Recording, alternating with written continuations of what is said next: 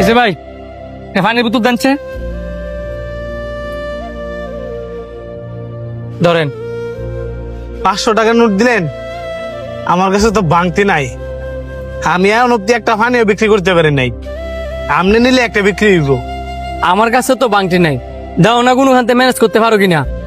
ভাইজান, আমি তো এই এলাকায় নতুন, আমার তো তেমন কেউ চিনে না। দোকানে গেলে বাংটি দিতেও না। এর চেয়ে ভালো আপনি একটু কষ্ট করে আইনা দেন না। পানি ব্যস্ত বেরোইছ, বাংটিতে আলিয়ে করতে পারিবা না? তুমি গিয়ে দাও কোনো হাতে ব্যবস্থা করতে পারো কিনা। আচ্ছা ভাই, আপনি 2 মিনিট খারণ, আমি দেখতাছি। ভাই বাংটি তো পাইলাম না। ওই লোকটা কই? ওনার নাকি একটা ইমার্জেন্সি কাজ আছে, এজন্য একটা কাগজ দেয়া গেছে গা।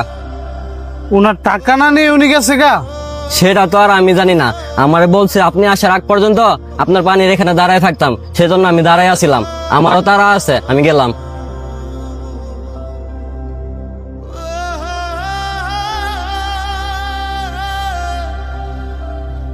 ভাই একটা পানি দেন সে। 500 টাকা নোট? আমার কাছে তো বাংতি নাই। আগে একটা পানি দাও, খাইয়া লই। গলাও গায়ে কার্ড হয়ে গেছে গা। এ ধরো, তুমি বাংকির ব্যবস্থা করো। নেন ফানি খান, কিন্তু আমি বাংতির ব্যবস্থা করতাম না, কারণ আমার এনে কেউ চিনে না।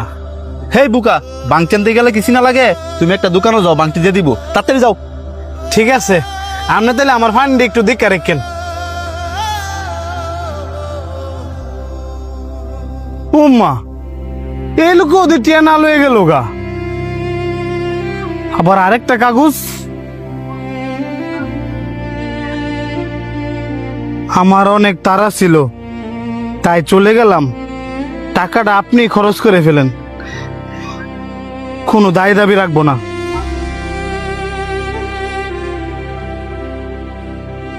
আমার অনেক তাড়া ছিল, তাই চলে গেলাম। টাকাটা আপনি খরচ করে ফেলেন, কোনো দায় দাবি রাখবো না।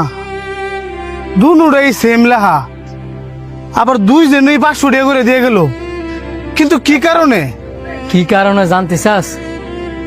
তাইলে শোন, আমি রাস্তা দিয়ে হাইটা যাইতেছিলাম। মা তুমি চিন্তা করো না, আমি আজকার ভিতরে তোমার ওষুধের টিয়া বাড়াইতেছি।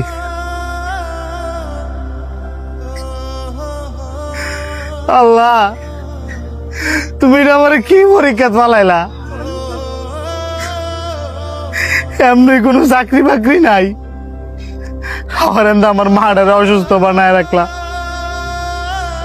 সবই ঠিক আছে, তুই তো টেরা সরাসরি দিতে পারতি, তাইলে এইভাবে লুকোচুরি করার কি আছে? 2টা কারণে তার সাথে আমি লুকোচুরি করছি। প্রথমত হচ্ছে, ডাইন হাতে দান করলে বাম হাত যেন না জানে।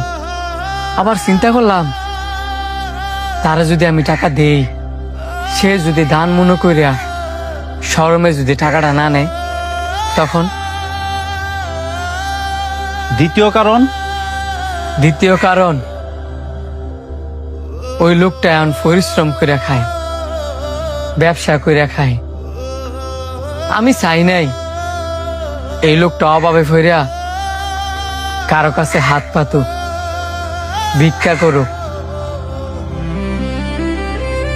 আর আমাদের দেশের মানুষ এখন এরকম, সবাই এখন মাগনা পথ বিশ্রায়।